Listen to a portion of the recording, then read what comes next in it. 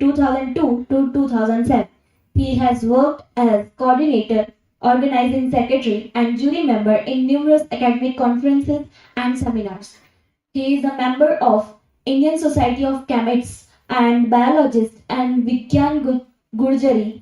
In recognition of his contribution, he received the Hariom Ashram Prerit Award on 1993 to 1994 for academic excellence and service. Dr. K.D. Patel's long-standing dedication to teaching, research, and academic leadership has made him a respected figure in field of chemistry. Now, I would like to invite Dr. Rohit Dave sir to felicitate Dr. K.D. Patel sir with the appreciation letter.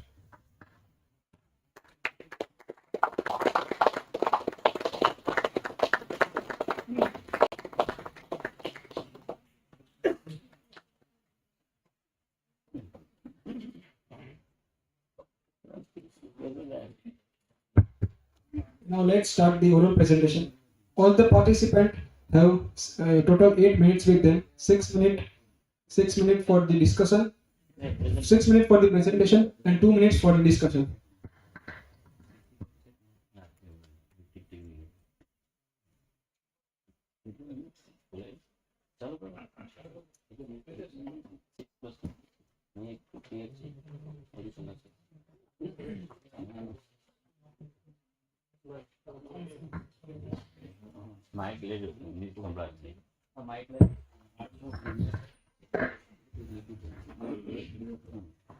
Good afternoon, sir. I, Dr. Pritesh Kumar M. Thakur, currently working as an assistant professor at the Organic Chemistry Department of Sri Alpesh and Patel Postgraduate Institute of Science and Research. Today, I am here to deliver an oral presentation on my research work, the title of which is Natural Catalyst as State Synthesis of Potential Antidiabetic Molecules, a Combined Docking and In Vitro Studies.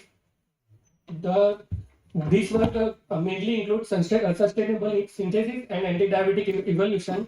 For synthesis, we adopt a green approach, and the synthesized compounds were characterized via various physicochemical characterization techniques, and the synthesized compounds were utilized for in vitro and in silico biological studies. The rationale of our research work is to addressing the urgent need for safer antidiabetic agents through sustainable chemistry and computational drug design. Currently, there is a diabetes mellitus challenge. To overcome it, the best way to inhibition of alpha amylase, which is a key strategy for managing postprandial hyperglycemia. There are limitations of current drugs, such as existing synthetic inhibitors often cause gastrointestinal side effects. And to overcome this, we synthesize new skip-based compounds by adopting green chemistry approach, by utilizing natural acid catalyst, and the synthesized compounds were characterized by various physicochemical techniques, and they utilized for in vitro and in silico biological activities. The objective of our research work is comprehensive study aiming to the bridge green chemistry with computational drug discovery for diabetes management. The main objectives are green synthesis, chemical characterization, in vitro evaluation, and in silico studies by adopting molecular docking analysis. The material and methods parts include synthesis and characterization, synthesis by using natural acid catalyst, and the physicochemical characterization. And for in vitro studies, we utilize DNS method, DNS colorimetric method, and for in silico studies, we adopt a software Autodoc Vina for molecular docking against human pancreatic alpha amylase whose PDB ID was 4XY9. The synthesis part, we dissolve aldehyde and amine derivatives in ethanol in 2:1 molar ratio, and as a catalyst we use natural acid catalyst lemon juice, and after the addition of the catalyst, the reaction mixture was stirred at room temperature, and the progress of the reaction was continuously monitored by TLC, and as a result, the first product CBS1 was obtained as a tea green crystal, and SB2 was obtained as yellow crystals. And for the characterization, we use FTIR and mass spectroscopy for the characterization. The SB1 was yielded in the 85.22%, while SB2 was yielded to 87.21%. And from the IR spectra, we get the main characteristic frequencies for the both these skip-based compound. The main characteristic was imine linkage, azomethyl linkage, which was observed about 1600 centimeter inverse, and the mass spectroscopy, the molecular ion peak observed in the mass spectroscopy was matches well with the molecular weight of the respective compounds.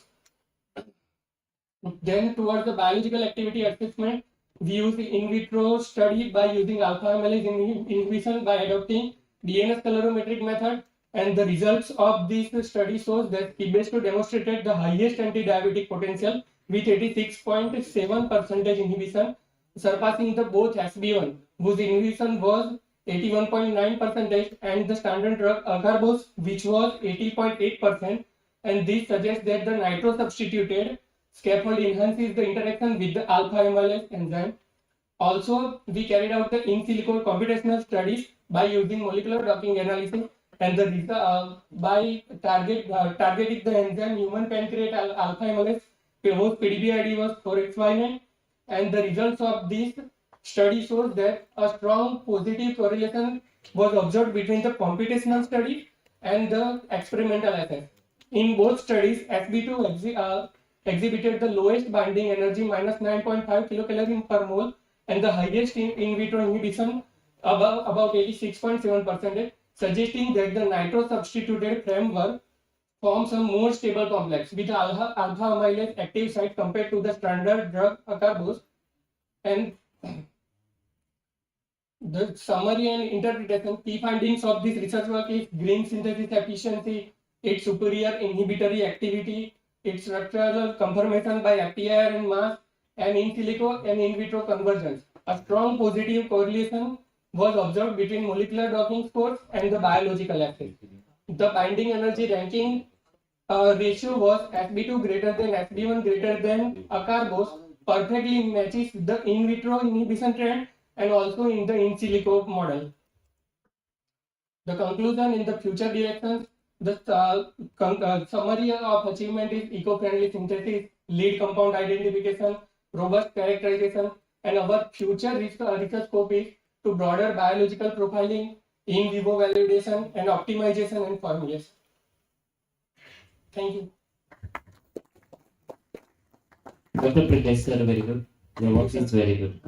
There are two questions. One important question is, what will be the green in your synthesis? Our natural catalyst and our method. We don't use any external energy for the synthesis. We use only by mechanical stirring. So it's a room temperature? Yes, it's a room temperature. So skip-based synthesis at room temperature? Yes, sir. Okay. Do you have any reference?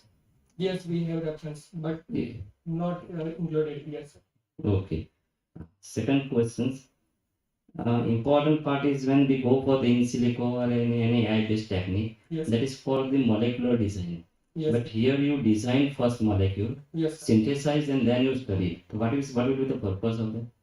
No, sir. We have firstly get an idea for the aldehyde and amine derivatives, and for that we have designed the structure of that molecule, and then we carried out molecular docking first. And as per the result, we synthesized that compound and also carried out that anti-diabetic in vitro activity. And what will be the TLC? Yes, at the we continuously monitor the TLC at the time of synthesis. Do you have any idea about this mobile phase? Yes, we have used ethyl acetate and N-hexane in the 6M4 ratio. 6M4 ratio. Yes. Oh, thank you. Thank you, sir.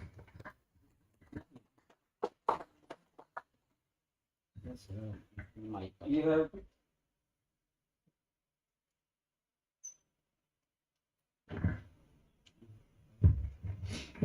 you have added anti-diabetic potential.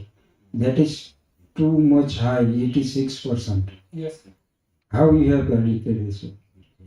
By adopting the DNS colorimetric method, in that assay, the result was obtained was 86.7% inhibition by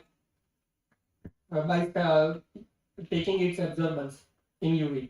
And by calculation, it was observed about concentrating 86.7%. And one more thing is you have choose alpha amylase. Yes, sir. Uh, yeah, you have and you have predicted it will give 86%, Yes. right? So, uh,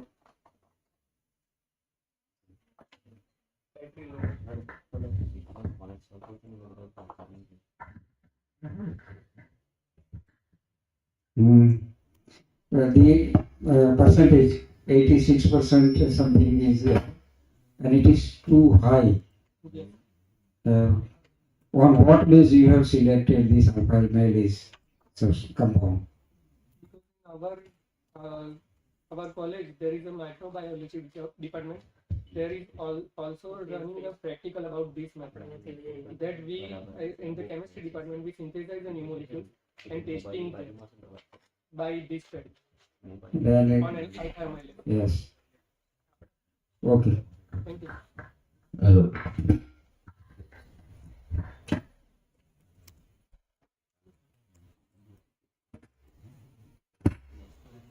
Next.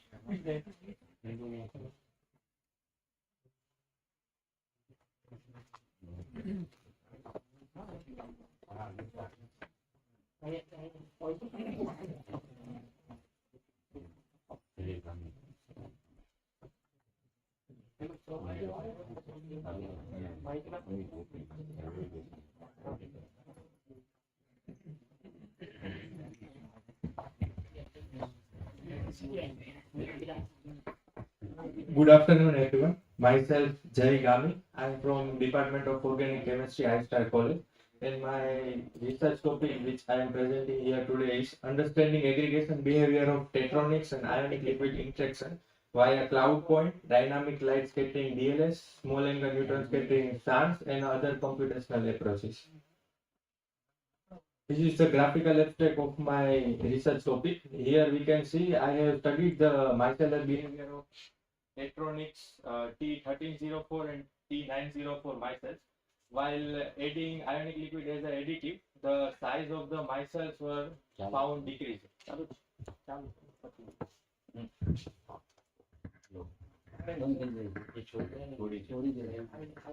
This is the highlight of my presenting research. Micellization of tetronics T904 and 1304 was studied via cloud point, DLS, and SANS. From that, I have studied that ionic liquid has altered the range of cloud point and showed that the reduced micellar hydrodynamic size. The IL also reduces the core radius and heart sphere radius of tetronics T904 and T1304, which is also corroborated with the help of computational approach, DFT, density functional theory. In introduction, ionic liquids are generally very recent trendy solutions which are generally sold in liquid state. They have wide range of physicochemical properties. And I have also another part of my research is of block copolymers. In block copolymers there are very several types, but pluronics and tetronics are very interesting classes of block copolymers. Which consist of PEO, polyethylene oxide, and PPO, polypropylene oxide block groups.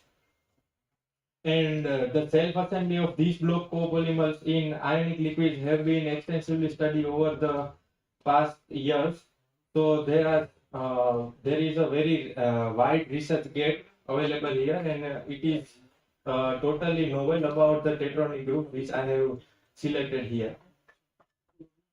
The methodology, the block copolymers, which are tetronics T904 and T1304, were obtained as a gift sample from BASF USA, and the ionic liquid based on pyridinium based and imidazolium based, which I have synthesized and characterized itself in my lab, and also characterized it with NMR and mass spectroscopy.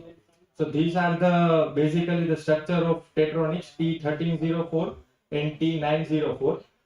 The basic difference between these two have the presence of PEO and PPO units, which is 24 PEO units in T1304 and 15 PEO units in T904. The average molecular weight of T1304 is 10,000 and average molecular weight of T904 is 6,700.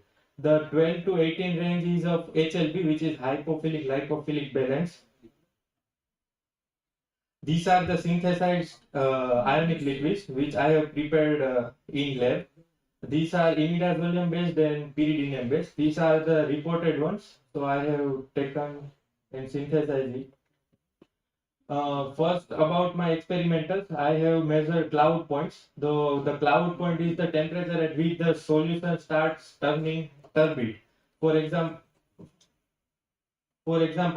at room temperature, the solution, which is consists of block copolymers in aqueous medium, and after adding ionic liquid as an additive in it at certain concentration, the solution remains clear at room temperature, but at certain elevated point, which is known as cloud point, the liquid turns into turbids. These are the cloud point measurement. So I have measured 10% weight by volume T904 block copolymer, which shows around 74 degrees Celsius. And after adding ionic liquid as an additive to it at 25 millimole of concentration of ionic liquid, the temperature got elevated. And after I have studied varying chain length, like here saying butyl, hexyl, octyl, and decyl. And while changing cationic head group, pyridinium, methylimidazolium, gamma picoline and beta picoline. And also I have changed anions, bromine, chlorine and BF4. So while all changes, we have measured that while increasing the chain lengths 4, 6, 8, 10, the cloud point measurements are going in increasing pattern.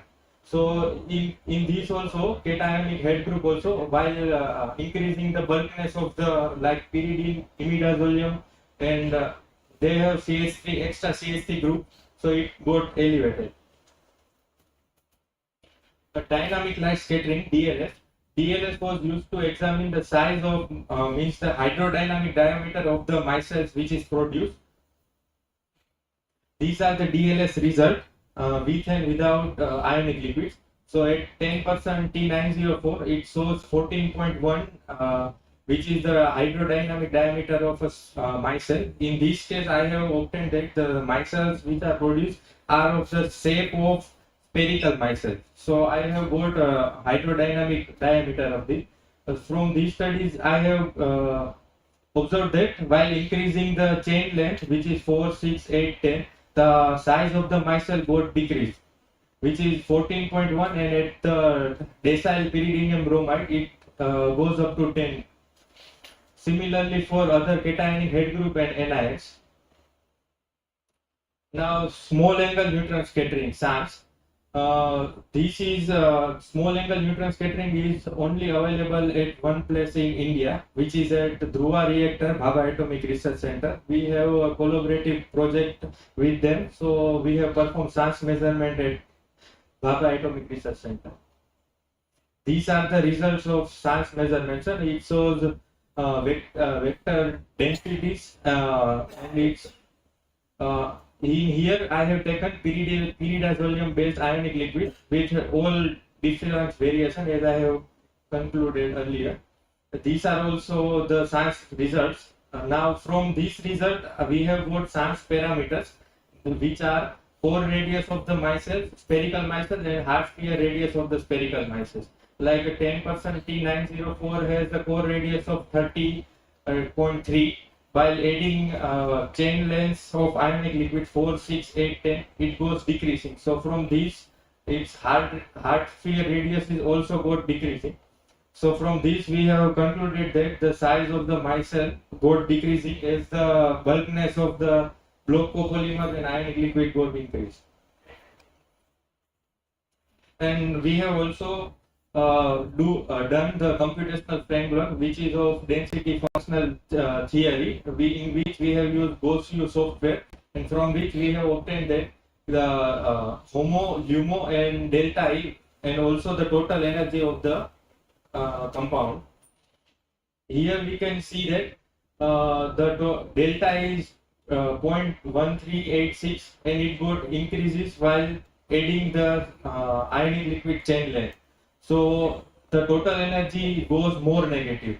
From it, we can conclude that the more negative the total energy is, more stable the compound will look. And this energy is increases due to the bulkiness of the. Oh, yes, conclusion. So from the above all studies, we have concluded that the micellar size got decreasing after the editing of ionic liquid as a additives, and this goes in various biological assays to facilitate biomedical and industrial usage. Thank you, Jayant. I have only one question that about the cloud point 4 point second slide.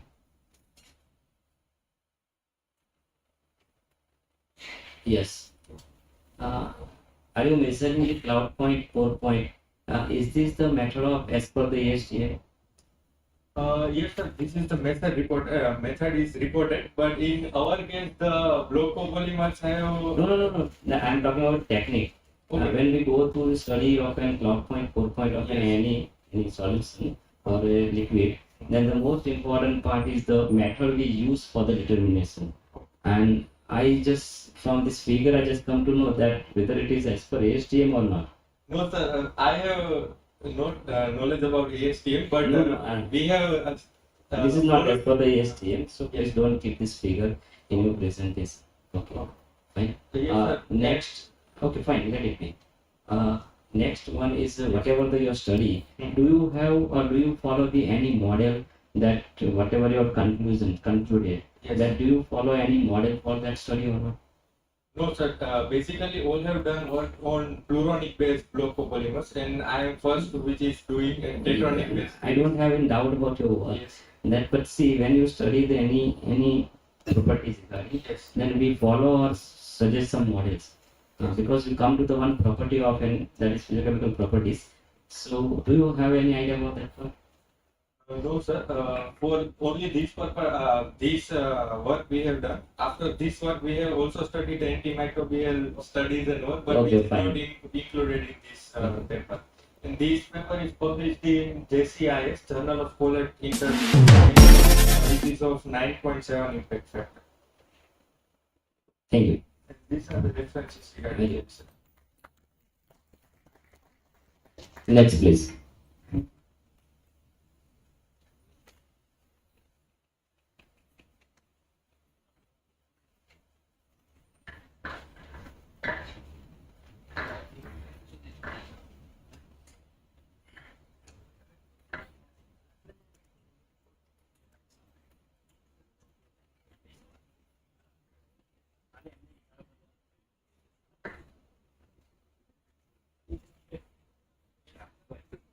Good afternoon, everyone. Myself, Harsh Patel. I pursue PhD under the guidance of Dr. P.R. Ram from Department of Chemistry, Sardar Patel University. Today, my oral presentation topic is the IPA-PKSA assisted synthesis of pharmacologically important diversely separated pyrazolophenolene, eco-friendly approach. As we know that heterocycles are important in various fields of science, particularly in medicinal chemistry, material science, as well as in agriculture. Around 80% drugs available in the market have four moieties, that is various heterocycles. Among them, I particularly talk about the pyrazolophenolene. Then pyrazolophenolene are fundamental building block in natural product and bioactive compound. They have various biological activity, especially anti-cancer activity. This compound can interact with the biological target to inhibit DNA synthesis, promote the oxidative state, and induce apoptosis in the cancer cell. This unique structural property making them the promising candidate for the cancer treatment. Moreover, they have various biological activity as well as they have various application in the agriculture as well as OLED. I talk about the green chemistry, then it focus on the sustainability, have main aim to design a process that minimize the hazardous substance, reducing the environmental impact. When principle of the green chemistry aim to decrease the waste generation, enhance the energy efficiency, and use the sustainable material. In organic chemistry, it facilitates the development of the methods that are both economically physical and environmental sustainable. As we know that volatile organic compounds are contribute to the air pollution and ozone layer formation. nowadays there is alternative of the ionic volatile organic compound, that is ionic liquid or DES. They have low volatility and they can be reusable multiple time in the reaction. In this protocol, we develop the new ionic liquid, that is diisopropyl ethylamine paratoluene sulfonate, that is DIPA-PTS, and use it for the synthesis of pyrazolophenolene derivative. We also check its reusability study, anti-proliferative and antioxidant study of the compound was also carried out. This is the synthesis of DIPA-PTS, where it can be synthesized via mixing of diisopropyl ethylamine and paratoluene sulfonic acid in 1 molar ratio, and heat it for 80 degree for 15 minutes. We got viscous liquid, that is DIPA-PTS. The thermal stability of the DIPA-PTS was checked using thermogravimetric analysis, and the result shows that optimum weight loss is observed at around 275 degrees Celsius. That means DIPA and PTS will incorporate in the ionic liquid. This is stat NMR spectra of PTS, DIPA and DIPA-PTS. Due to the ionic structure and particular protonation occur on this DIPA proton, this CH3, CH2 and CH proton of DIPA-PTS become de-shielded and show the signal at around higher delta ppm as compared to the DIPA proton. This is the optimization of the synthesis for the 5AA. Here initially we carried out the reaction in ethanol, but no any observation take place. Then we perform the reaction in acetic acid, where we got 48% yield. Then we move towards the acid catalyst, that is PTSA and sulfonic acid. In PTSA we got 51% yield. In base catalyst we not get much improved yield. Then we move towards the use of the green solvent. These are the example of the various green solvent. Among them, the best result we got when we use the DIPA-PTSA at 80 degrees Celsius, we got 85% yield within 65 minutes of time. These are the example of various 28 derivatives that we synthesize using this protocol, and this protocol work well. We got good to excellent yield of the compound within 50 to 120 minutes of time. These are the example of the synthesized derivative. This is the plausible reaction mechanism for the synthesis of high. The main role of the DIPA, main of the ionic liquid, is to polarize the bond of the electrophile, that are the carbonyl, ester, amide, as well as aldehyde carbonyl. So it increase the electrophilicity of the electrophile so that nucleophile can be easily attacked on it. So here beta ketoester and hydrogen hydrate react to give pyrazole derivative, which undergo for Noether condensation to give this intermediate one, which undergo for a nucleophilic addition of amine to the carbon, that is C1C formation, to give this intermediate 2, which undergo for the intramolecular cyclization, that is CN bond formation, to give this 3 intermediate, and which upon dehydration and air oxidation to give this pyrazole phenol derivative. Now the chemists check their protocol efficiency to synthesize the gram scale synthesis of various medicinal compounds. Here we also check our protocols effectiveness for the synthesis of IAA, and it worked well.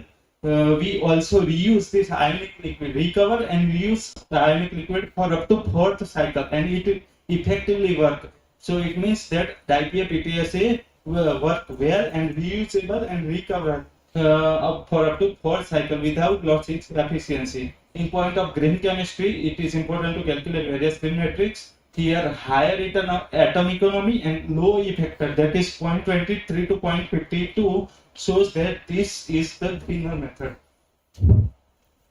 This is proton NMR spectrum of 5 ADB here expected, and the observed proton are 17. Here, this NH proton show the signal around 13 delta ppm. These are the aromatic proton signal. These 2 methyl, that is non-equivalent, show the signal at around 4.2 and 4.3 delta ppm. This is the methoxy proton signal, and these are the methyl proton signal. These are the this is the 13th spectrum of 5 ADB, where expected and observed signal are 18. This is the carbon which is directly attached to the oxygen, so the signal at around 160 delta ppm. This is aromatic carbon, and this is aliphatic carbon. This is the mass spectrum. Anti-proliferative study of the compound. This is the antioxidant activity. This is the STAR. overall we develop the new ionic liquid and use it for 4-component 1% synthesis of pyrogen derivative. This has the advantage of this protocol. We reuse the di-PA-PTSA for multiple time in the reaction. We also carry out gram scale synthesis of this protocol, and the low effect shows that this is a greener method, and this is the best result of anti-proliferative and antioxidant study. These are the references. I would like to thank Department of Chemistry, Sardar Patel University for carrying out this work, ISTAR and CVM for giving me this opportunity to present my work, Dr. Joseph Petron for anti-proliferative study, and my guide, research guide, Dr. Kiara, and my lab mate for their constant help, support, and motivation. Thank you. Thank you, was good. I have only one question is that why you choose the pyrazole quinoline derivatives? Because they have a various biologically important they have various biologically literature shows that. Since you started your work with any aim and objective? Yes, sir. I do the literature, and we shows that pyrazole are one of the best derivative that use in the medicinal purpose. So, according You to gone for 9 steps of synthesis for in one molecule.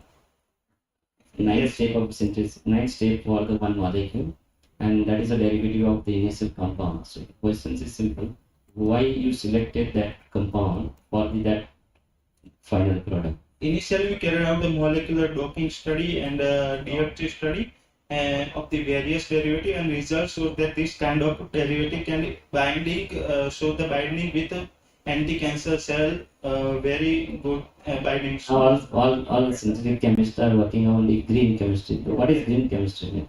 Green chemistry means develop a new method that જે method જે એન્વાયરમેન્ટને ઓછું impact કરે, પ્રદૂષણમાં ઓછો ઘટાડો કરે, એ ટાઈપની method develop કરવી એ green chemistry. Thank you, boss. Next, please.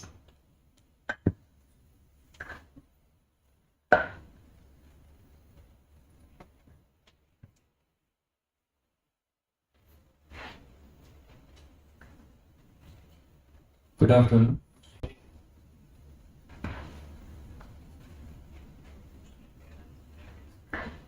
Good afternoon, all jury members and research scholars and students. Today, I am going to deliver a talk on design, synthesis, and development of new methodology of some novel heterocycles and their biology because evolution has potential therapeutic effects. So, this is the abstract. In introduction, I had basically designed this molecule using in silico approach. We had done the docking study and ADMAT study prior to synthesis of these molecules, and they also very good potential activity in the cancer. So what is cancer? Cancer can be defined as a disease which cause abnormal growth of cells in the body and which forms later on in the tumor, right? In WHO says in the 2024, 10 million deaths will be there. This means out of 5, 1 people will have develop cancer in their lifetime. And if we are talking about men and women, so 1 out of 9 men will be diagnosed with the cancer, whereas for the female, 12 out of 1 will have the cancer. That is the statistic given by the WHO in the latest report. This is the what we can say, the various kind of cancer occurs in the US, and this is the previous year's data. So for the woman, the most So for the woman, breast cancer is the breast cancer, lung cancer, and colorectal cancer are the main cause of cancer, which estimates around 51%. Whereas for the male, prostate, lung cancer, and colorectal cancer, they are the major cancers. So it is a life-threatening disease, and sometimes it is very difficult to cure once it is there. And most common treatment for the cancer is chemotherapy and radiations. So you also know that any cancer medicines, they are having some side effects like hair loss, loss of appetite, hyperacidity, and so on. So there is always a need for development of a new drug-like molecule which possesses a good anti-cancer activity. So with this introductory note, we had designed a molecule. This is the IOPAC name of the molecule. So this is what the synthetic scheme is. So we had started our journey with envoy piperidone, and which later on converted into the intermediate 4, which is a crucial spiro compound in our synthesis. This spiro compound is kept aside. In the second step, we had taken the this compound and in situ cyclization and then nitrogen protection, and when we club with this intermediate, we had got this intermediate 9. This intermediate 9 upon Bogdy protection will give you the intermediate 9 as shown, and that upon various derivatization give us the target compound. So this is our one target compound in which we had formed the amide linkage over here. In the next step, we had gone, so this is the final structure for the 8 amide synthesized in this amide series. In the part B, we had synthesized the benzyl derivative of the scaffold. So these are the benzyl derivatives. So in the benzyl derivative series also, we had carried out 8 molecules. And in the last step, we had carried out the sulfonamide derivatives of the scaffold. And we had also successfully synthesized these 8 derivatives.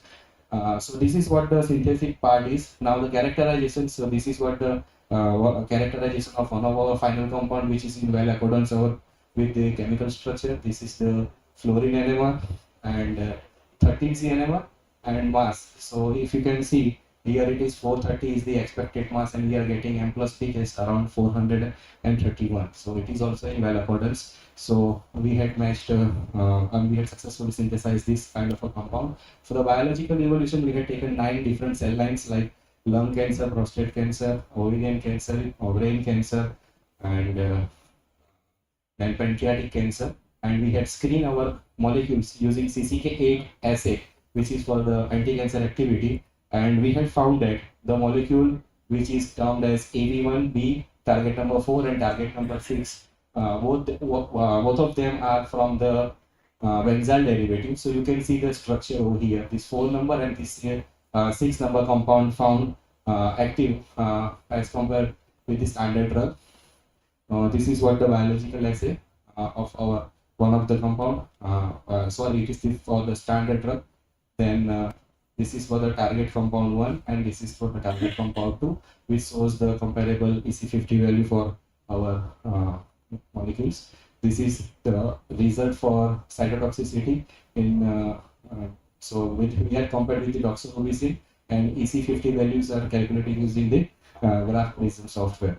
Then we had also carried out the molecular docking. I had already told you prior to synthesis of our molecule, we had started with the molecular docking. So basically molecular docking, it is a method just like lock and key. So in our body, there are several receptors and it is made up from the proteins. And whatever the ligands or whatever the target molecule we are making, they are the synthetic targets. So that acts as a key. So by having this lock and key model understanding, we can have the idea what kind of a binding interaction and how good the molecule are bind with the binding receptors. So the molecular, this is what the molecular docking is. We had taken PDGRF alpha, platelet derived alpha growth receptor. What is the receptor stands for? So it is also described over here.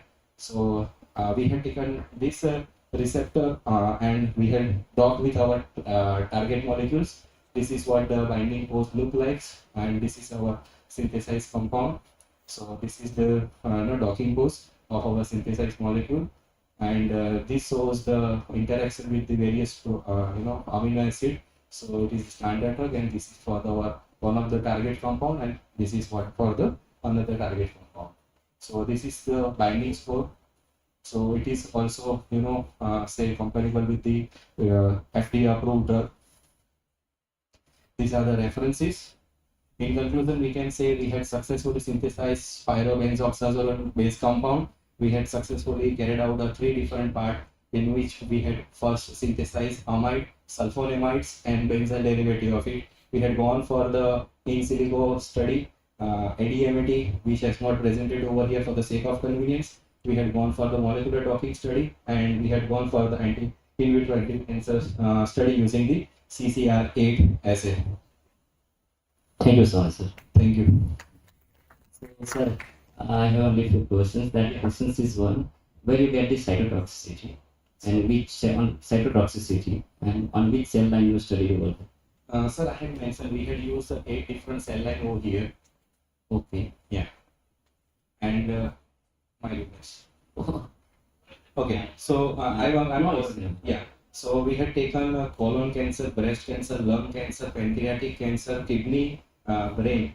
So and these are the cancer cell and what we had used, and our molecule shows very potential activity in pancreatic cancer compared to compared to the USFD approved drug Immunity. oh, right. Yeah. And second, see, I'm not working on the synthesis, but the important part is when we go for the any molecule, the physiochemical properties for that formulation is most important. So have you gone for the that area? No, sir. We had just completed our synthesis and biological activity. The previous parts are published in synthetic letters and bioorganic chemistry. So we are still working on this compound and we are doing the enzyme inhibition study. So it will get, the things are more clear once we get the enzyme inhibition study and all. Then afterwards, if time permits, in that case, we'll go for the Okay, thank you, sir. Yeah. Okay, next one, please. Thank you.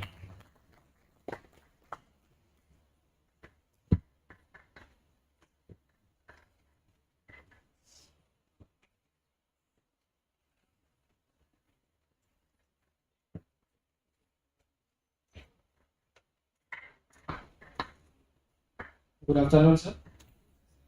Prince Patel, working under the guidance of Dr. Mandar Karve, sir. My topic of the presentation is sustainable bio-based plastisol formulation and application in PVC systems. The main raw material which I have used for the plastisol formulation is acid oil. Acid oil is nothing but a byproduct of the vegetable oil refining feedstock, which is obtained after the acidification with sulfuric acid. These are the root. It is obtained from crude oil. After alkali neutralization, soft stock is produced, and after its acidification with sulfuric acid, acid oil is produced. Why I have choose acid oil over pure vegetable oil? Because it is a cheaper, economical, and main reason to choose acid oil is it contain a higher amount of the free fatty acid, which is very useful for the production of the value-added products like biodiesel, bioplasticizers, and bio-based plastisols. This is my main component, bio-based plastisol. Bio-based plastisol is nothing but a fine dispersion of the plasticizers into the liquid plastic PVC system, which is a cure after heating. There is a various application of the plastisol which is used in the coating application, molding application, adhesive application, wire and jacket footwear applications.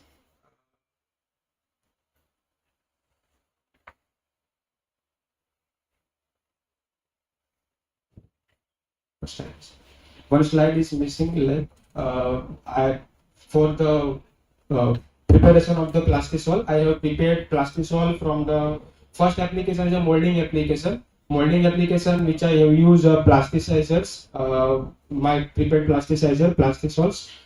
This is a FTR graph. All the components is ester peaks, alkali peaks, CCl stretchings are confirmed using FTR analysis.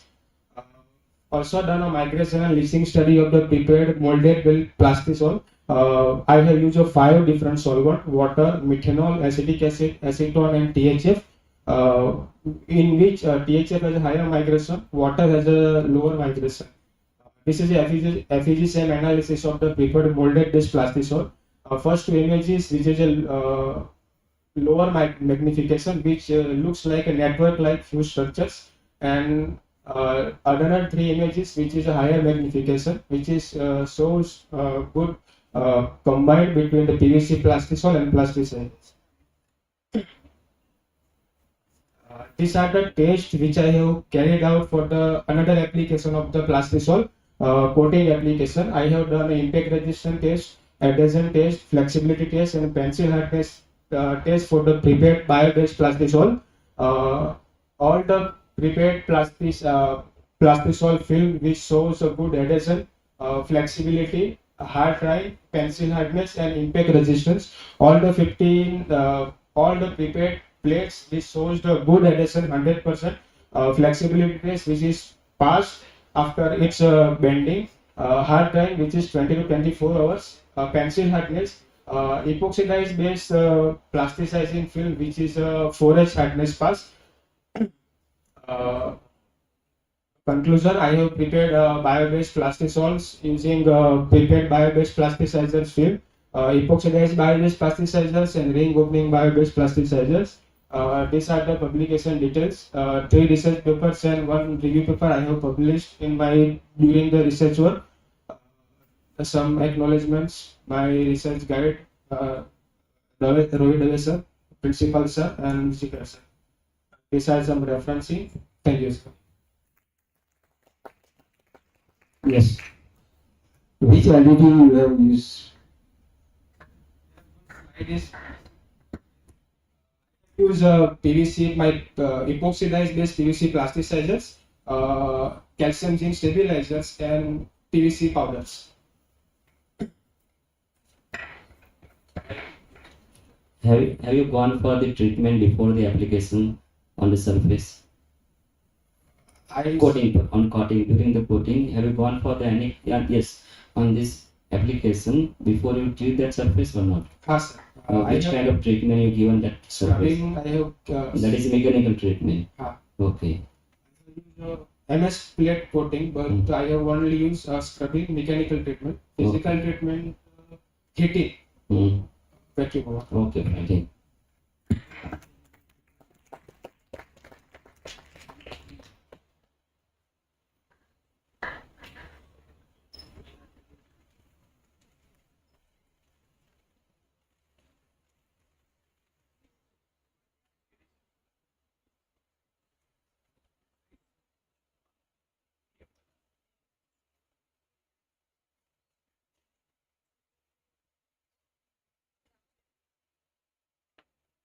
Good afternoon. My name is Priyavada Singh, and my topic is synthesis of pectin grafted with polyacrylonitrile with two initiators, which is ferric ammonium nitrate and nitric acid, and another one is potassium persulfate with ascorbic acid for the study of mechanistic pathway, material characteristics, and application. These are the outlines, abstract, and the introduction.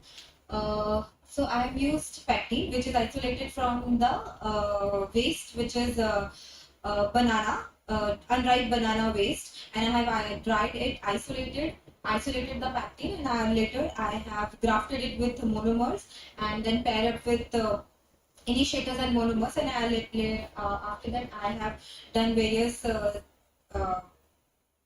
methods for like saponification for increasing its stability. This is the AIM study where this is the experiment where first this is the unripe banana peel, and I've crushed it, isolated it, dried it, and then I have grafted with same monomer and two initiators. First one is KPS and ascorbic, that's the first slide, and then another is CAN with HNO3, and then I have done saponification, and there is the water absorbency, which is the application part. For the optimization, this is the optimization table where we are getting the grafting yield and grafting efficiency. Grafting yield for KPS and ascorbic is 1.9% to 49, and for the CAN is 187 and 90%. And this is because we are getting higher percentage in the CAN because of the attachment of the because of the homopolymer formation takes place in the KPSA, which does not lead to the water absorbency and it is not suitable for the application. This is the mechanistic pathway. This is the FTIR for pectin grafted with AN and saponified pectin grafted with AN. In this, there is a peak of cyanide group, which is 2243, which suggests there is a presence of acrylonitrile. And after the saponification process, the cyanide group get converted into carboxylate group, and that's how it is confirmed that saponification is done. This is the SAM morphology, and in this there is a difference between these two. Is CAN is having porous and not structural appearance, which suggested that there is a high amount of water absorbency is there, which is good for the application, and it is KPS and ascorbic is having the smoother surface. This is the water absorbency results. I have done the water absorbency for the saponified grafted material in different salts, which is so NaCl, CaCl, and AaCl in distilled water, in which distilled water we are getting a high amount of percentage, which is equilibrium water capacity, which is higher in distilled water in both the cases. But as I have said earlier, homopolymer takes place in the KPSAA, so which is somewhat is having lower percentage of water absorbency. This is the reason why I have chosen why CAN is better than KPS, because of the formation of carboxylate group and porous structure and have higher swelling capacity. This is the application part. For the dye application, dye removal for the environmental sustainability and polymer network. Summary and conclusion. Thank you. Priya Mother. Yes, Priya Mother. Okay. What exactly you found when we found for the natural product?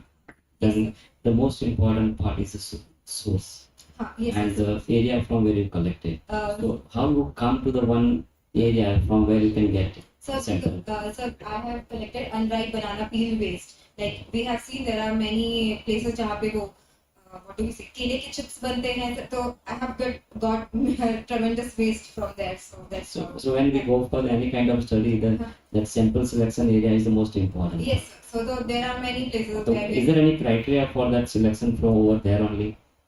so it is nearby. That's why I have collected from some other places also. Generally, when we go for the area, then it will be on the base of that resources available for a commercial stage only. Yes. And that is the important part. Second, you will use that material for the adsorption of heavy metal ions. Have you gone for that or No, sir, not for the heavy metals. no? No, you studied that part or not? Yes, sir. I have. Okay, so any model you suggest for that adsorption? Or lady you gone for the adsorption of that using that metal product? Have you gone for the any model or any what will be the procedure you follow for that? Okay, thank you, sir. Okay, thank you.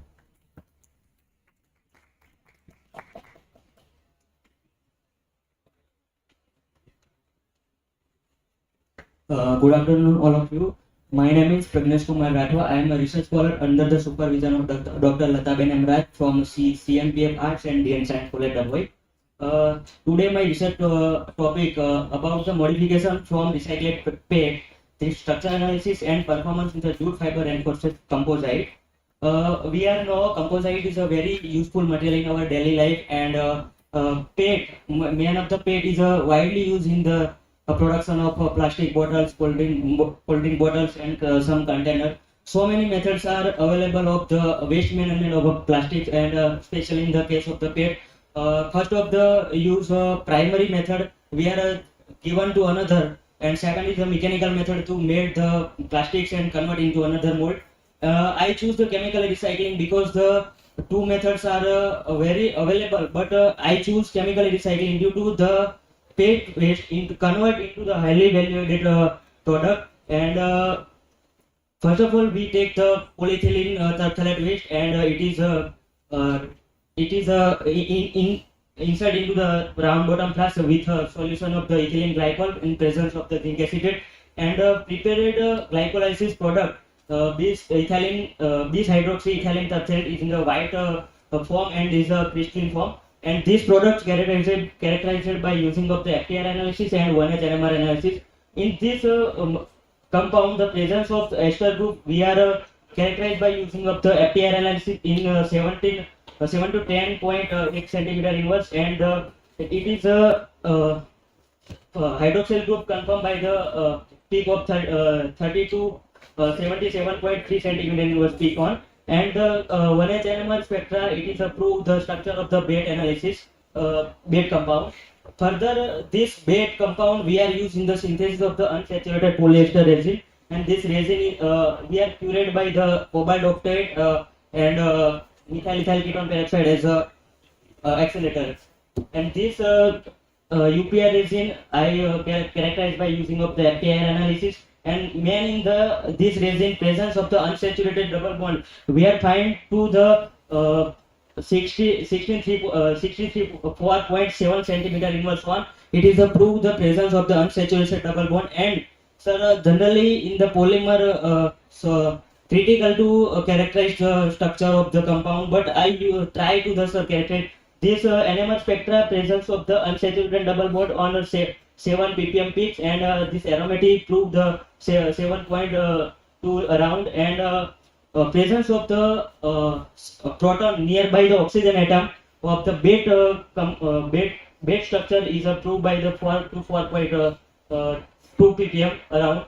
Then, sir, I synthesized the epoxy resin by is previous reported, and it's characterized by the FTIR analysis, and its viscosity and epoxy equivalent weight, and the GPSC analysis proved the confirmation of the functionality. And functionality I have used to weighted molecular weight divided by the epoxy equivalent weight and find the nearby 5.9. It is a multifunctional epoxy resin.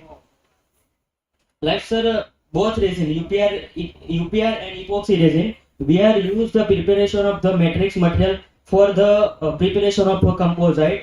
And in the epoxy resin we have two hardener used. First is a data diethylene tetramine and phenylkemine. Data is a aliphatic hardener and phenylkemine is a aromatic hardener. And sir, this resin matrix we are used in the fabrication of jute fiber and composite. And sir, this is a DAC curve of the prepared resin matrix. First, PBPL, sir, it is a phenylkemine based resin matrix, and it is up to the high peak of onset and endset, and it is approved is a high cross-linking density, as well as the second peak is the PBD, which is a aliphatic hardener base, is a low peak, and it is compared to aromatic hardener based resin matrix is a low cross-linking density. Now, sir, this is the mechanical properties of the prepared two composite. First, PBDJ means aliphatic hardener based composite is low compared to the aromatic hardener based resin matrix based composite. And this image is a thermogravimetric analysis, and it is proved this material is highly thermal stable. And both images in the first is the aromatic hardener based composite is proved it is more thermal stable compared to aliphatic hardener based resin matrix. And sir, this is a SAM image. First is a aromatic hardener based composite SAM image, and no sir pull out on the surface. And second is a sir small pull out on the surface. And last sir chemical resistance of jute fiber and post composites are so low. I have used a 7 chemical, but in the water and 10% NaOH in the solution composite is no changes in the thickness and weight, and only sir methanol and THF is a organic solvent in the some minor change regarding 1.4 to 1.5 thickness and weighting, sir. Finally, sir, conclude the chemical recycling of PET is successfully completed, and this recycled product PET is further used in the synthesis of the unsaturated polyester resin and the synthesized UPR. And UPR based hybrid resin are used in the fabrication of the jute fiber and polyester composite. So this study not only offer the feasible way to derive the PET waste, but also support the development of the sustainable and high performance materials. Thank you. The question is, your objective is to recycle the PET. Yes, sir. So what will be the possible amount you can be recycled for the product if you use the same product without PET and with PET? Means, see, you are recycling with PET. So what will be the amount you use PET for that one product? If you don't use that PET, then what will be the difference you can get? How much amount of PET you can use? Sir, approximately In percentage. percentage, sir. Sir, sir.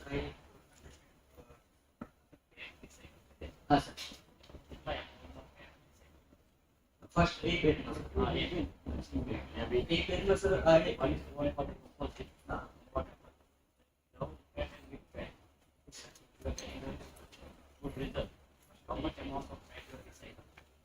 So I have used the first batch, मतलब one reactor tea, approximately sir 400 gram PET recycled in the first single batch, sir.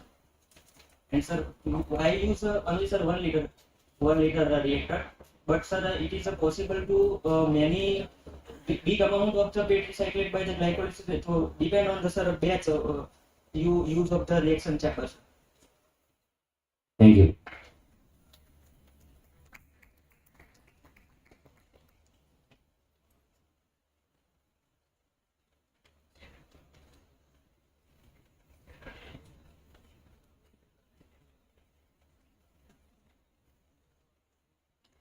Afternoon, everybody. First of all, I would like to thank the organizing committee to be here in front of our future generations. Uh, from my perspective, Gujarat is known for four main things. First is business. If you go anywhere in the world, you can find petrol brothers. Second is the philanthropist. Gujarati जैसे ऐसी दानी अभी दुनिया में आपको कहीं पे भी नहीं मिलेगा, कहीं पे भी जाओ, you can find the philanthropist who are Gujarati. Third is chemicals and pharmaceutical industries. I think in India, 60 to 70% of all the pharmaceutical industries are present over in Gujarat. It is not good for people like us. हम लोगों को students नहीं मिलते, PhD students. MSc करने के बाद सब आप high package में चले जाते हो chemical industries में. And fourth one is the textile. बचपन में हमें पढ़ाया गया था कि Gujarat is the Manchester of India. So textile industries. And when textile industries, there are a lot of dyes and pigments. So my topic is today. In our lab, we have synthesized few novel Princeton biochar, and we applied for the removal of dyes and pharmaceuticals, mainly antibiotics. Today I will be talking about the dye removal. As the majority of the audience is students, so I make it simple rather than hammering with the typical research. Okay, so I would like to acknowledge my home institute, Charusat, for providing me the opportunity to work under his umbrella. And definitely my research scholar. Without them, I'm nothing. So today I'm going to present the work of one of my PhD student, Mr. Ilyas Mustafa. He is an Iranian. He just awarded the degree this year from Charusat, and rest of the students are working in different fields. So why biochar? Because the market of biochar, you can find biochar everywhere in the market. From water decontamination to toothpaste to cosmetics, in food industry, everywhere you can find biochar. And not only in the market, for the research purpose, you can see how the biochar progress, how the publications, how the citations increases rapidly, rather exponentially. Now, biochar can be used as a potential candidate for wastewater treatment. That is what my research goal is over here. So different kind of pollutants we can have. We can have biological, we can have chemical, we can have pharmaceuticals, we can have radioactive elements. So there are multiple pollutants, and our target is to remove those pollutants from the wastewater. And so different kind of wastewater treatments, membrane filtration, we can have coagulation, we can have precipitation, we can have electrochemical separations, we can have photodegradation, adsorptions, and biodegradation. So among that, we have chosen adsorption. Why adsorption? Because it is environmental friendly, it is minimal byproduct, simple design and easy accessible, cost effectiveness, excellent approach for removing organic and inorganic pollutants, capable of using natural and waste materials, and definitely reusability and regeneration. If you don't reuse, regenerate, then there is no use. So methodological approach, you have a material, how you should approach. So first we have a biomass, characterize it, go to pyrolysis, biochar, and then you have to characterize the biochar and apply for the batch and column absorption. And then if it is not work, then you can go for the engineered biochar, functionalize the biochar to make it workable. And then you can characterize those things and then batch and column absorption. Okay, absorption is done. Then what? Then what is the mechanism, optimizations, how you can optimize your reaction conditions, and then the mechanism like kinetic and isothermal studies, and then regeneration, and finally cost evaluation. If it is not cost effective, it is no use, like a country of India. So different techniques I'm not going to explain because you all know that what are the different techniques over here. So adsorption process. So you have a material, you would like to go for adsorption. So first you should try with the pH, because it is very important, pH, because the contaminant as well as your adsorbent having different functional groups changes their properties, their behavior with changing the pH. So first with the pH, you optimize the pH at which you would like to work on, and then you should go for the adsorbent dose, time intervals, concentration of the contaminants, then ionic salt if it is present over there, and then we can go for the temperature, like the whether it's a exothermic or endothermic vent evacuations, all these things. So kinetic models give us the opportunity to know whether it's a physisorption or chemisorption. What kind of interaction is having with the contaminant along with it. Okay, so I may finish with the 2 minutes. And then the isothermal model, monolayer, heterogeneous, multi-layer, and then thermodynamics. So this is one what you know everyone is sulfide.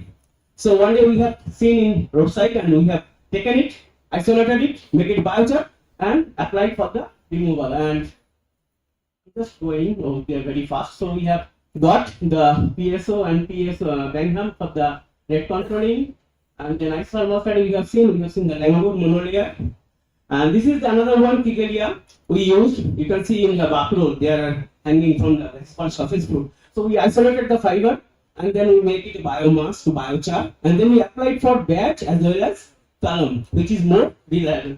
So these are the different characteristic techniques. I'm not going to explain because of the time constraint. So this is the column absorption. You can see where we have used the continuous column, which is more applicable for the real world, and we have, you can see, within 24 hours we have got everything with a very high removal efficiency and high absorption capacity. This is the interactions. It could be hydrogen bonding, it can electrostatic interactions, it can have pi stacking, everything is involved over there. And this is the regeneration. We have got very good regeneration after 7 or 8 cycles with a high removal speed. Efficiency remains in the substrate. And with the conclusion, I can say we have compared our results with the available things, and you can see how good our result is. So we have prepared few engineered biochar with those materials. Maybe in future sometimes we can explain all these things. We have used those for the removal efficiency of the antibiotic. And this is the reference, and thank you very much. No problem, sir. Thank you very much. And so your work is very good for commercial value. That's very nice too. Sir, actually, I have only one question. When we go for the any technique of for ATP treatment as an absorbing principle, the most important questions come in the recycle region. This Yes. that is the biggest issue. Yes. And if it is for the dye industry. Then again, what we are actually doing, we are not decolorizing, we are not doing for decompositions. We are just removing from that solution, or you can get PDP. So what will be the procedure steps so we can get the maximum better result after for the recycle? Exactly. So thank you, sir, for your questions. Now, as I said, absorption. There are many ways. Degradations. You can see there are a lot of, even you can use the nanomaterials for the degradation. But when you degrade a big molecule, it will fragment. Their toxicity will be less, but still molecule will be there.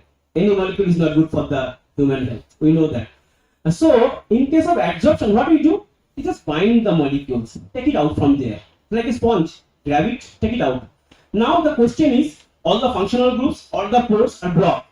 If we don't get released, then it is no more use for further purpose.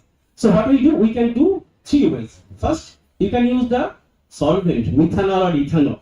So methanol and ethanol, the dye molecules are very easily soluble. So they have more affinity towards the polar solvents like ethanol and methanol.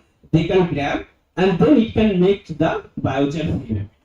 Another thing, you can do the dilute acid treatment. When you do the dilute acid treatment, it can get protonated, and then the dye molecules comes to the water-based system once again, and leaving the biochar free. We can also treat with base, but we used to try with mostly acid and the methanol. In our case, we use these only 2 things, and then we tried the biochar once again and see how far it can go with the. Obviously, we will not get 100% removal because it's not possible. Because when you can see there are pores, channels like things over there, molecules go into there and they will be binding over there, it will never leave you so easily. Chemical binding is not so easy to leave always. So slowly we can have degradations, but not like it can have better absorption. Yeah. Good mind. Thank you, sir.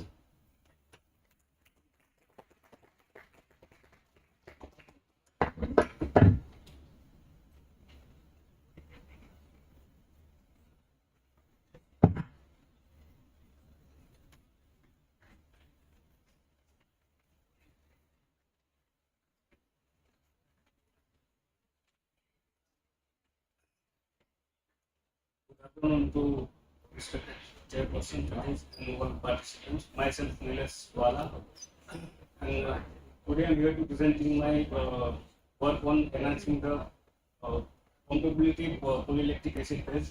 Then, before I continue, I would like to briefly explain my work. I generally choose a biodegradable polymer, polylactic acid and polycaprolactone.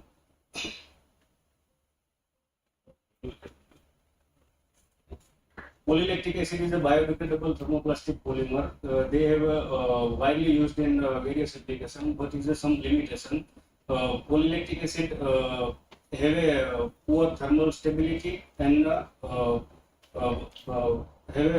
poor brittle property. So that's why I am blended with the polycaprolactone. Polycaprolactone have a good flexible property and good toughness property. So that's why I'm using a compatibilizer between the both polymer because of a good miscible, and that's why I'm using different proportion of 3%, 5%, 7%, and 9% of compatibilizer in both polymer blending.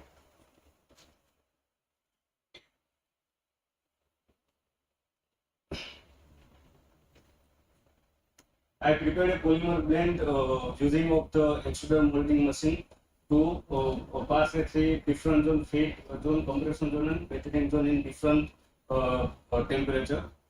And then after for sample preparation using a injection molding machine to prepare a sample for testing a mechanical property and a biodegradation testing.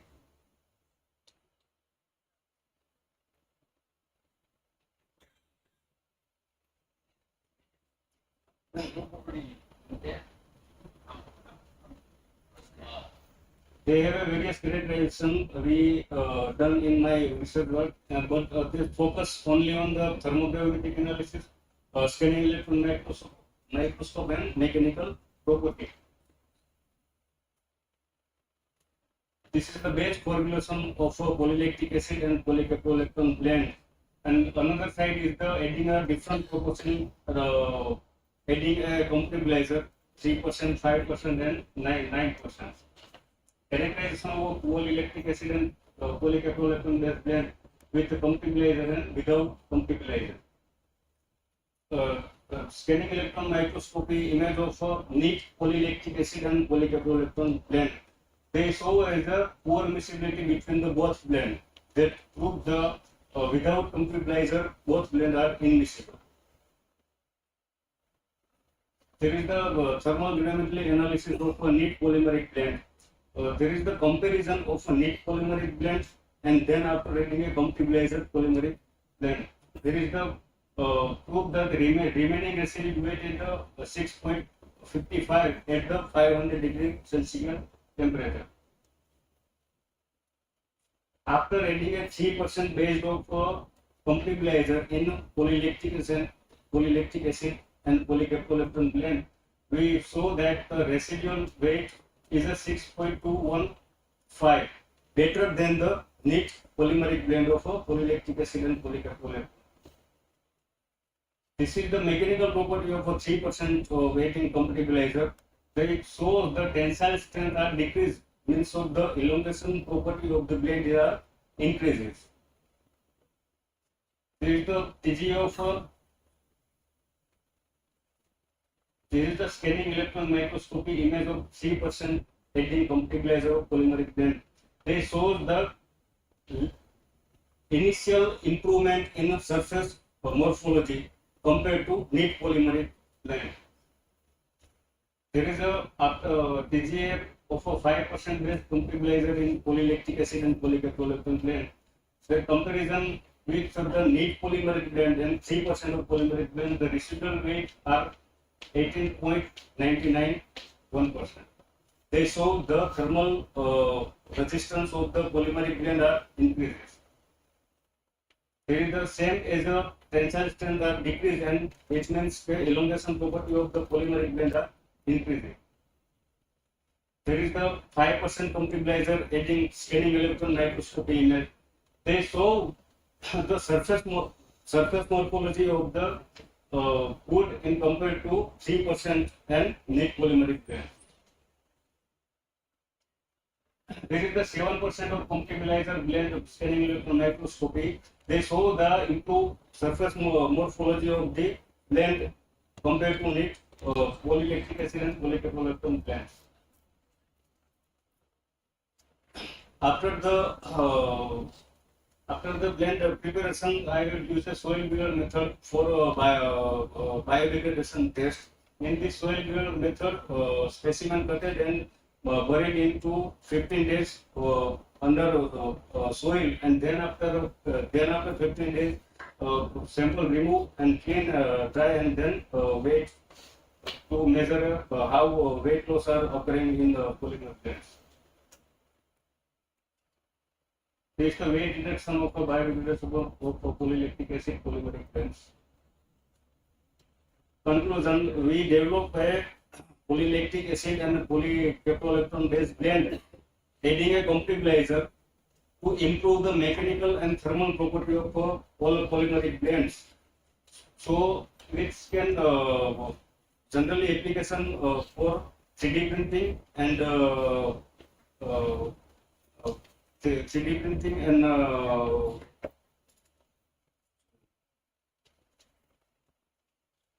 packaging and biomedical application and 3D printing. Thank you, Nilesh. So the question says, before blending, what are the mechanical or chemical treatment you giving your raw materials? Because you are one for the mechanical blending only, is it? Okay. But સૌથી પહેલા sir અમને બનાવેલું છે grafting, પોલીલેક્ટિક acid grafting, મેલિગનાઇટ grafting, એને as a કમ્પ્યુટરાઇઝર use કરેલો છે blending ની અંદર. અને ધેટ્સ વાય એને એક્સ્ટ્રુડર મોલ્ડિંગ મશીન ની અંદર બ્લેન્ડ કરેલું છે તમને. Expand. Direct blend कर देते हैं. Okay, fine. And that your TG thermogrammetric analysis. So somewhere you can get that around 25% of residue at 50 degrees Celsius. Now what will be the reason that at the higher value of residue at 550 degrees Celsius temperature? Sir, because of the compatibility of the polylactic acid of material, and polycaproelectron is a thermal resistant polymer, so that's why increasing of TGA in plants. Up to what temperature you gone for the study? 500. Sir. Only 500. Why you are not increasing up more than that of 5? So that's you have to be checked that up to what highest temperature you can get the stability. Otherwise, overall thermal stability you cannot get if you have only the half of or 75% of degradation is carried out. Generally, જેટલા biodegradable polymer છે એની high stability 500. So whatever the property that you ever checked with the commercially viable product, whatever you are manufacturing. So if you are say that higher 550, that is a baseline, means that already the commercial are giving that much of residue. But you above that you don't check. Why? The reason is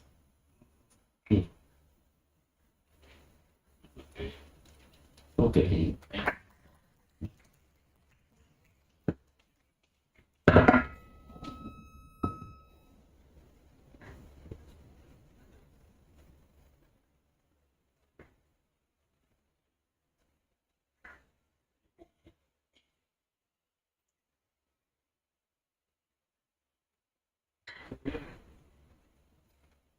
Good afternoon, members. My research topic is characterization for factory glazing and its application in composite coating and adhesives. I am pursuing PhD under guidance of Dr. BCCIS at CVMU. Introduction. Firstly, I would like to begin with brief introduction of polymers and epoxy resin. Polymer is defined as a macromolecules formed by the chemical combination of many small repeating units of monomer, and which from my foundation of my research work. Thermosetting resin is a polymer that become hard, permanently hard with heat or catalyst. Epoxy is one of the most common thermosetting resin. When cured by using curing agents like phenylcamide, data hardeners, and generate a three-dimensional structure. Most common epoxy resin is prepared by epichlorohydrin and bisphenol A, and due to its high cross-linking. It's in application, epoxy resin is a chemical reaction, highly chemical reactions, and corrosion protection, then highly durability. The properties of one-pure epoxy resin, such as the volatile content, epoxy chloride, hydrogen chlorine content, and solid content, and free formaldehyde content is the most important property, because the final performance of resin and application is dependent for its properties, and the most widely epoxy resin used in coatings, adhesive, composites application. Today, my research in my research work, I synthesize modified renewable resources-based epoxy resin using renewable resources like adenol, formaldehyde, and to overcome bifunctional epoxy resin. So overcome limitation of bifunctional epoxy resin, and in application I make a composite using carbon fiber composite, and as a use as a material in adhesive and coatings. The material research of I obtain cardinal at animal polymer. The synthesis of my modified phenolic epoxy resin. Firstly, I take 1 mole cardinal and 1 mole resorcinol with 3 mole formaldehyde. Then I using a 35% aqueous solution, NH solution at drop wise. Then stir 2 hours at 80 degrees Celsius. And then after I epoxidize using 4 mole of epichlorohydrin, and then I apply vacuum for remove impurities of salt and excess solvent. This is the mechanism of my resin. First cardinol and resorcinol, then formaldehyde, make a phenolic epoxy resin, modified phenolic epoxy resin, and then I epoxidize using 4 mole epichlorohydrin and generate a tetrafunctional modified phenolic epoxy resin. I will discuss in slide a characterization of modified phenolic epoxy resin. Firstly, free aldehyde content of my resin percentage is 0.93, and epoxy equivalent is 609. A free formaldehyde percentage indicates the low impurity in the resin, and epoxy equivalent weight is suitable. This achieve 609 gram per equivalent. This is suitable for curing calculation. GPC weight average molecular weight is 2420 gram per mole, and its function is tetrafunctional. The hydrolyzable chlorine content is my 0.7%.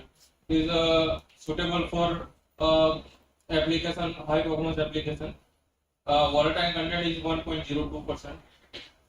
Viscosity and rising viscosity of my resin 16,695 CP, and rising viscosity percentage 2.14. It's indicate the resin is suitable for high performance application. The commercial epoxy resin properties is epoxy equivalent is 600 gram per equivalent, hydrolyzable chlorine content 3.2%, viscosity 12,512, rising viscosity is 4.1%, volatile content 3.3%.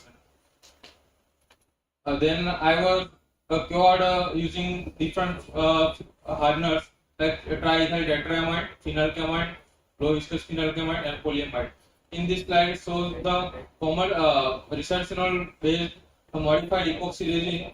Gel time and peak exothermic temperature is lower than commercial epoxy resin. It's fast cure than commercial epoxy resin. This is a pictorial image of hand lab technique of for make a composite using carbon fiber. The characterization or mechanical characterization of my carbon fiber composite is and tensile strength, flexural strength, impact strength, and rockable hardness. Then after I make adhesive samples and coating samples. In coating samples, pencil liner test is higher than commercial epoxy resin coating samples, and chemicalization shows higher chemicalization in compare the commercial epoxy resin.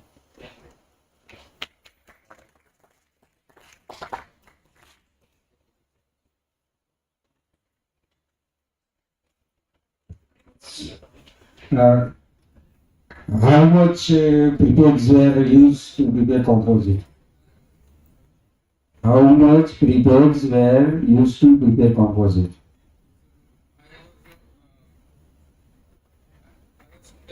I would use carbon fiber for you make a carbon fiber.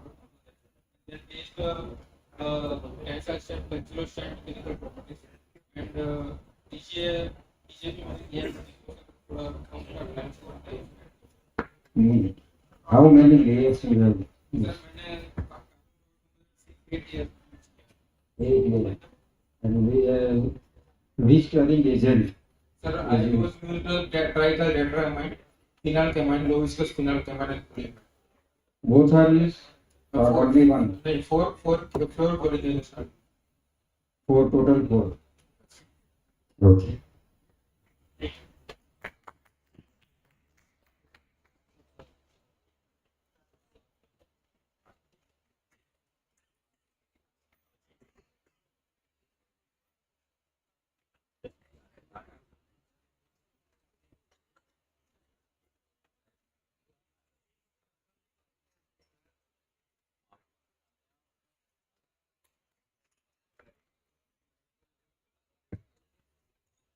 As we draw the curtains on this remarkable journey that is BCCIS 2026, on behalf of the organizing committee, we extend our deepest gratitude to each and everyone. Your passion, insight, and unwavering commitment have truly illuminated our discussion and elevated this conference to new height of excellence. Your tireless efforts in making this event a resounding success. Your collective contribution have made BCCIS 2026 truly memorable. Guests are arriving in a short time. Please stay for valedictory function. Thank you.